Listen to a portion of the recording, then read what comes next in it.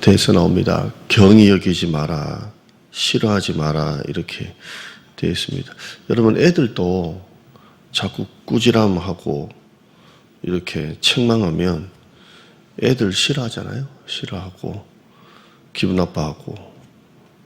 그런데 어른도 마찬가지예요. 어른도 똑같은 것 같아요. 어떤 다들 꾸지람하고 잔소리하고 뭐 잔소리를 받아들이는 거죠. 다들 싫어합니다. 목회자도 싫어해요. 목회자에게 자꾸 안 좋은 소리를 자꾸 이렇게 하면 듣기 좋은 말이 아니라 듣기 편한 말이 아니라 다른 뭐 이렇게 기분 상하는 말을 하거나 아무리 목회자가 이렇게 잘 바르게 목회했으면 좋겠다는 마음으로 이렇게 여러분이 해도 듣기 싫은 건 듣기 싫은 거예요. 그죠? 여러분도 그래요. 설교가 맨날 책망하는 설교, 꾸지람하는 설교, 왜 예배 안 나오냐, 왜 기도 생활 안 하냐, 왜 설교 듣고도 순종 안 하냐, 왜 믿음으로 안 사냐, 계속 그런 식으로 설교하면 여러분도 싫어요. 다 듣기 좋아서 다 누구나 나를 인정하고 인정해주고 그리고 칭찬해주고 격려해주고 뭐 칭찬은 고래도 춤추게 한다 뭐 그런 말이 있듯이 다들 그런 소리 좋아하는 거예요. 인정해주고 좋아해주고 이번에도 그 윤다인 자매에게 교회 좋은 거 3가지 그러니까 셋 중에 하나가 목사님 뭐 얘기하니까 기분 좋고 그런 거죠. 근데 오늘 이 11절 말씀 보면 그러지 말래요. 내 아들아 여호와의 징계를 경히 여기지 말고 그 꾸지람을 싫어하지 말라 이렇게 되어 있습니다. 이게 조금 더 강한 의미로 바뀌는 거예요. 경히 여기다 이 말은 좀 가볍게 여기고 그냥 하는 소리지 뭐 이렇게 경히 여기지 말라 싫어하지 말라 되어 있는데요.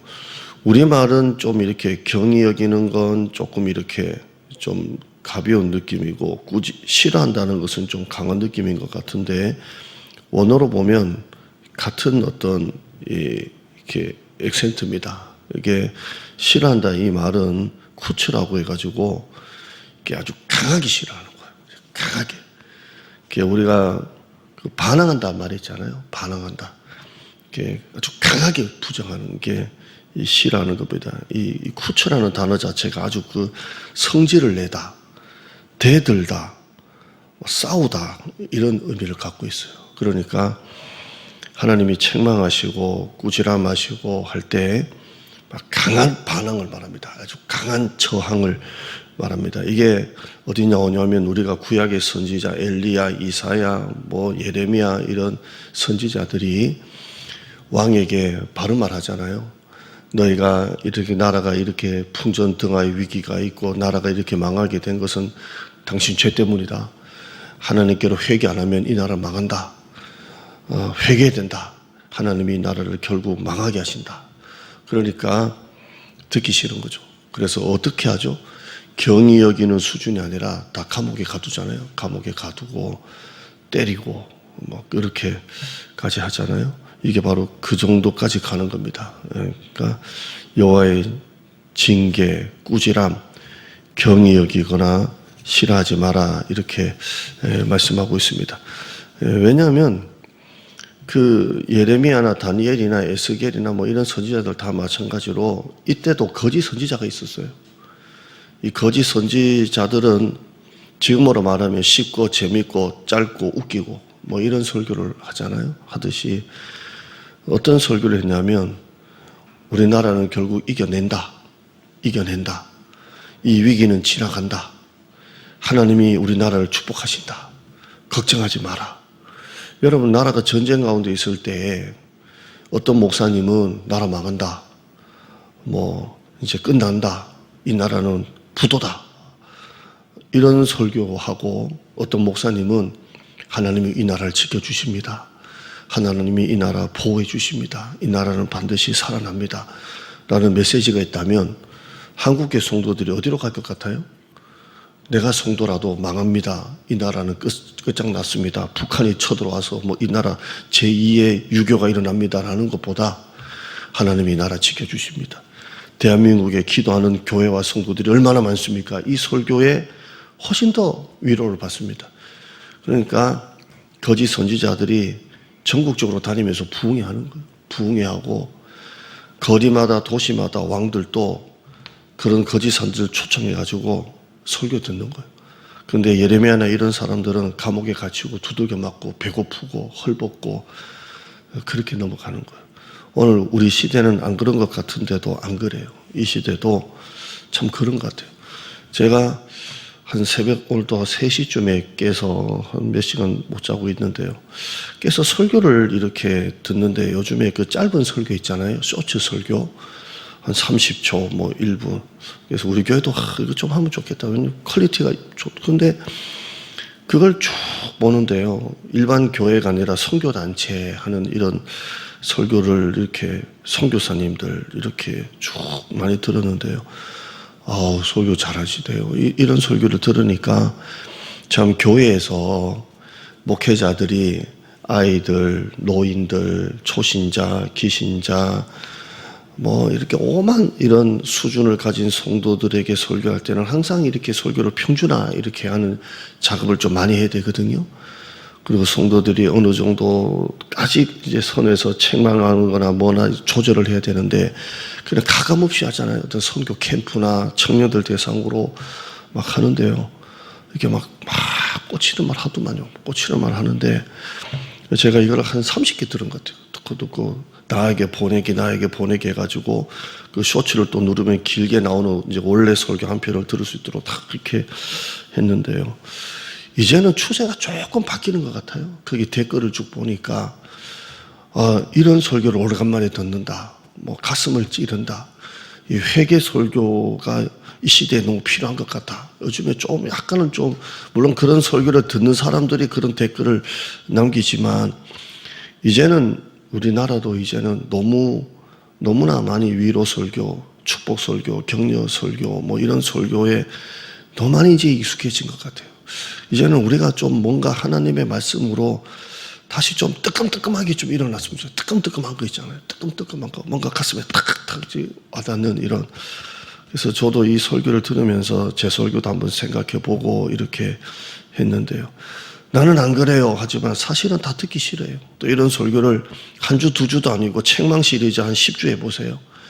다 성도들 듣기 싫어하고 교회 분위기는 냉랭해질 거예요. 책망 설교가. 그런데 오늘 이 성경에 보면 책망이 있다는 거예요. 근데 징계하는 목적, 꾸지람하는 목적이 나와요. 그 목적이 뭐냐면 오늘 본문 말씀 한번 보시면 그 징계를 경히 여기지 말고 꾸지람을 싫어하지 마라. 왜냐하면 12절 한번 읽어볼까요? 시작. 대저 여호와께서 그 사랑하시는 자를 징계하시기를 마치 아비가 그 기뻐하는 아들을 징계하는 것 같이 하시느니라 되어 있습니다. 그러니까 하나님이 징계하시고 꾸지람을 하시고 책망을 하시는 것은 사랑하시기 때문에 사랑하시는 자를 하시는데 그 사랑하시는 자가 어느 정도 사랑하냐면 제가 여러분 사랑하고 우리 주일학교 아이를 사랑하잖아요. 근데 제가 우리 주일학교 아이들을 사랑해도 우리 애만큼은 사랑하겠냐고요. 뭐 사실 그런 것처럼 이 표현을 어떻게 하냐면 사랑하시는 자를 징계하는데 어느 정도까지 사랑하냐면 그냥 옆집에 귀엽다, 아이고 얘가 예쁘다가 아니라 자기 자식이 그 자식을 어떻게 사랑한다고? 기뻐하는 아들이라고 했어요. 기뻐하는 아들인데 징계한다고 되어 있어요. 사랑하시는데 징계한다고 되어 있고 기뻐하는데 징계한다고 이렇게 말씀하고 있습니다. 그러니까 하나님이 징계하시는 이유와 목적이 사랑하니까 내 기뻐하는 아들이니까 징계하신다고 말씀하는 겁니다. 우리가 아무리 옆집 애가 이뻐도 옆집 애가 뭐 담배 피우고 술 먹고 돌아다닌다고 제가 징계합니까? 안 합니다. 그냥 가만히 놔두지. 우리 애가 만약에 그렇게 살면 저는 징계할 겁니다. 그냥 몽둥이 들고 두들겨 패서라도 우리 그러면 다리 몽둥이 부러뜨려서라도 할 겁니다. 왜냐하면 내 아들이니까 그래요. 하나님이 주의 종을 보내고 우리의 삶 속에 책망하시고 꾸지람하시고 제가 지난주 설교처럼 격려하시고 책망하시고 지시하실 때 너 그렇게 믿으면 안 돼. 말씀을 통해든 묵상을 통해든 너 그렇게 하면 안 돼. 너에게는 교만이 있어. 만약에 이런 걸 주실다 할 때 이건 하나님이 나를 사랑하시니까 주는 거예요. 사랑하시니까. 성경에는 이런 말씀이 너무 많습니다. 사무엘하 7장 14절 한번 볼까요? 시작. 나는 그에게 아버지가 되고 그는 내게 아들이 되리니 그가 만일 죄를 범하면 내가 사람의 매와 인생의 채찍으로 징계하겠다. 왜요? 내 아들이니까. 아들이니까 네가 죄를 범하면 내가 사람의 매와 인생의 채찍으로 너를 징계하겠다 되어 있고요. 신명기 8장 5절 볼까요? 시작. 너는 사람이 그 아들을 징계함 같이 네 하나님 여호와께서 너를 징계하시는 줄 마음에 생각하고 아들을 징계하는 것 같이 그 기뻐하는 자식을 징계하는 것 같이 그렇게 생각하라는 거예요. 징계를 받을 때 이런 안 좋고 부정적인 생각이 아니라 내가 하나님의 자녀구나 라고 생각하라는 거예요. 잠언 13장 24절에 매를 아끼는 자는 그의 자식을 미워함이라. 오히려 매를 아끼며 자식을 미워하는 거래요.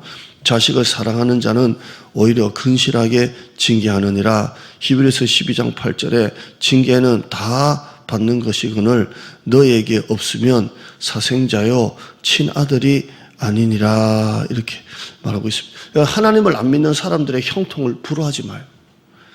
가만히 두었다가 하나님이 심판하시는 거예요. 그건 하나님이 버려두시는 거예요. 형통 하나 계속 그 길로 가다가 망하는 거예요. 그러나 택한 자녀는 하나님이 가만히 두질 않아요. 왜냐하면 하나님께서는 하나님의 자녀를 반드시 돌이키시는 하나님의 방법을 쓰시는데 그게 고난이고 징계예요. 시편 119편 71절에 고난당한 것이 내게 유익이라 이로 말미암아 내가 주의 율례를 배웠다라고 말씀하고 있습니다. 우리가 하나님의 징계가 없으면 우리의 삶에는 브레이크가 없어요. 죄의 브레이크가 없고 내 잘난 맛에 내 능력에 취해가지고 그렇게 막 살아갈 거 아니에요. 때로는 우리가 하나님이 광야길로 가게 하시고 인생의 기근을 두시면서 건강의 기근, 재정의 기근, 목회로 말하면 어떤 교회 침체의 기근, 성장이 안 되고 이런 어떤 기근을 통해서 하나님은 계속 우리를 깨닫게 하시고 우리를 낮추시고 영적으로 예민하게 하시고 영적으로 눈이 열리게 하시고 성령께 민감하게 하시고 왜냐하면 우리 삶에 이런 징계가 없으면 브레이크가 없잖아요. 진짜 내 잘난 맛에 성령의 어떤 감동 감화는 무슨 감동 감화예요. 세상에 취해서 살 거 아니에요. 그래서 삶 속에 하나님께서 우리를 징계하시면서 나를 돌아보게 하시는 거예요. 화면 한번 볼까요? 하나님의 징계는 미움이 아니고 사랑이 담겨져 있고 우리를 버리시는 게 아니라 우리를 살리심이고 징계의 목적은 우리를 자책하라고 두시는 게 아니라 회개케 하시는 것이고 징계는 저주가 아니고 독이 아니고 복이 되는 것이고 이게 하나님의 징계가 담기고 우리를 살리기 위해 하시는 거예요. 그래서 우리는 끊임없이 성령께 민감하게 열려있고 성령의 감동 감화를 계속 우리가 초점을 맞추는 거예요. 왜냐하면 브레이크가 없기 때문에 그래요. 한번 이제 마지막 한번 정리해 볼까요? 첫째, 징계 속에는 하나님의 사랑이 담겨져 있습니다. 징계는 내가 하나님의 자녀라는 증거. 우리가 징계를 받을 때 내가 자녀라 생각하라 그러잖아요. 내가 자녀구나. 징계의 목적은 우리를 돌이키시는 거예요. 계속 돌이키시는 거고 나를 자꾸 돌아보게 하시는 거고 네 번째는 징계를 받는 나의 태도를 한번 좀 봤으면 좋겠어요. 설교가 책망의 설교, 꾸지람의 설교 한 3주 연속 시리즈라고 해도 목사님이 불러다 놓고 그렇게 믿으면 안 된다라고 해도 내가 생각했던 것을 말할 때 목사님이 그걸 반대한다고 해도 나의 태도가 그걸 듣고 계속 정말 불편하고 그걸 반항심이 생기고 불순종이 생기고 이런 마음은 아닌지 우리 신앙을 한번 돌아봤으면 좋겠습니다. 욥기서 5장 17절 한번 볼까요? 한번 읽어봅니다. 시작. 볼지어다 하나님께 징계받는 자에게는 복이 있나니 그런즉 너는 전능자의 징계를 없인 여기지 말지어다 라고 되어 있습니다. 이건 친구가 한 말이지만 이 속에 하나님의 은혜가 의미가 담겨져 있습니다. 우리 같이 한번 기도하고 한번 말씀을 생각하죠. 기도하겠습니다. 하나님 감사합니다. 우리의 삶을 뒤돌아 봅니다. 신앙을 한번 뒤돌아 봅니다. 나를 인정해주고 격려해주고 잘한다고 해주고 다 맞다고 해주고 이럴 때는 기분이 좋고 또 기쁘고 아무렇지도 않고, 그런데 때로는 하나님이 나는 생각하지 못했던 것을 책망하고 내 아픈 데를 건드리고 감추고 싶은 데를 건드리고 그냥 만성적이 된 것을 건드리고 책망하고, 그럴 때 내 생각이 이렇다고 말했을 때 그게 또 인정해 주지 않았을 때 나는 어떻게 그걸 받아들이는지 나를 한번 보기를 원합니다. 오늘 말씀 보면 경히 여기지 말라, 싫어하지 말라 그랬습니다.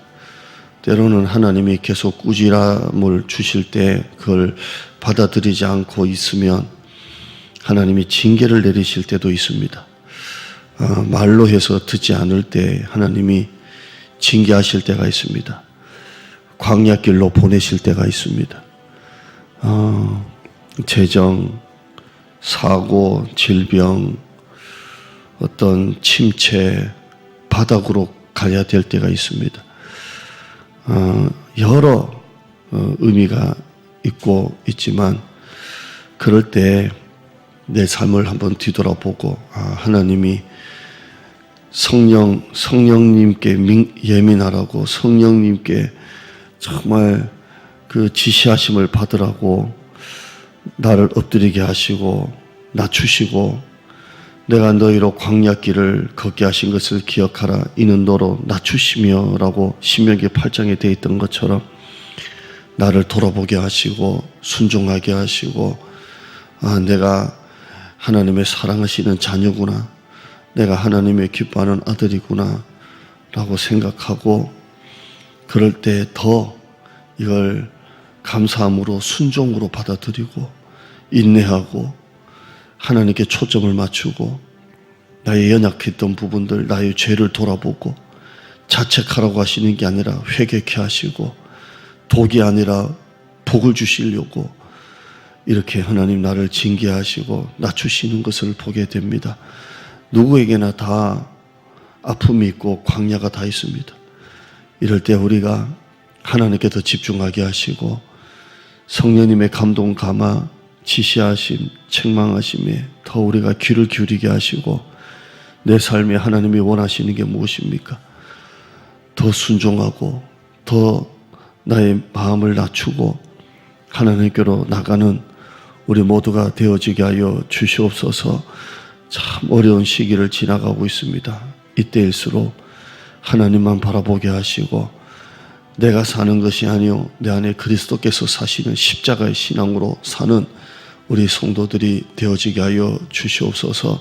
교회를 축복하시고 교회를 기억하시고, 이 땅에 하나님 교회가 계속 줄어들고 성도들이 줄어들고 믿는 자가 늘어나지 않고 있는 이 시대에 정말 우리가 깨어 기도하고 살아있는 교회, 영혼 구원하는 교회로 우리를 하나님 만들어 주시옵소서.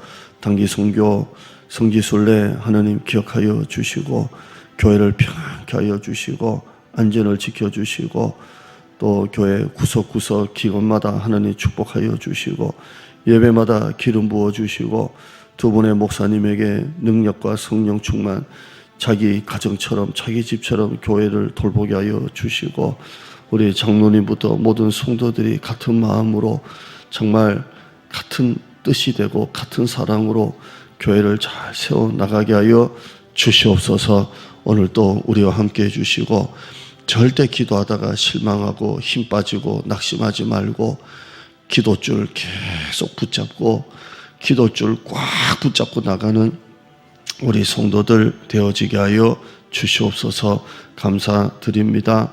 예수님의 이름으로 기도드리옵나이다. 아멘. 주님이 가르쳐준 기도합니다. 하늘에 계신 우리 아버지여, 이름이 거룩히 여김을 받으시오며 나라의 마옵시며 뜻이 하늘에서 이룬 것 같이 땅에서도 이루어지리다. 오늘날 우리에게 일용할 양식을 주옵시고 우리가 우리에게 죄 지은 자를 사하여 준 것 같이 우리 죄를 사하여 주옵시고 우리를 시험에 들게 하지 마옵시고 다만 악에서 구하옵소서. 대개 나라와 권세와 영광이 아버지께 영원히 있사옵나이다. 아멘. 우리 하나님만 사랑합시다. 하나님이 기뻐하지 않는 거라면 여러분 하지 맙시다. 그냥 하지 마요. 교만도 뭐도 말씀대로만 이건 하나님이 기뻐하지 않는구나 하면 어떻게든 하지 맙시다. 또 하나님이 기뻐하는 거라면 어떻게든 합시다. 그러면 돼요. 그래서 여러분의 삶이 항상 성령께 열려 있고 성령의 이끄심을 받고 성령이 나타나는 삶을 살기를 바랍니다. 이제는 내가 사는 게 아니요 내 안에 그리스도께서 사신다. 십자가 신앙으로 살게 하시고 좀 기분 나쁜 말 들었다고 나를 인정해 주지 않는다고 내 뜻이 통과되지 않는다고 또 내가 아프고 감추고 싶은 부분을 성령께서 말씀으로 찌른다고 기분 나빠하지 말고 감정 상하지 말고 더 순종하고 엎드리십시다. 하나님의 은혜가 여러분 가운데 있습니다. 어제 김명장 원사님 수술하기 전에 이제 두 번째 이제 무릎인데 기도해 주고 했는데요. 기도 잘 받고 수술 끝나고 이제 사모에게 연락이 와서 너무 잘 됐고 이제 식사하시려고 한다고 죽 드시려고 한다고 하는데요. 참 병원에 있어 보면 압니다. 참 사랑이 필요하고 기도가 필요합니다. 기도 많이 해주시고 송칠만 집사님 위해서 이영숙 권사님 위해서 또 우리 교회 연약한 사람들 참 많습니다. 기도하고요. 돈이 없다고 낙심하지 말고 기도응답이 지금 안 됐다고 실망하지 말고요. 사는 게 점점 힘들죠. 나이는 들어가고 몸은 옛날 같지가 않고요. 하나님이 여러분과 함께 하세요. 하나님이 여러분 안에서 일하세요. 여러분이 하는 게 아니라 하나님이 나타나세요. 우리 하나님께 다 맡깁시다. 주여 하시고 기도하겠습니다. 주여 아버지 하나님 역사하여 주시옵소서.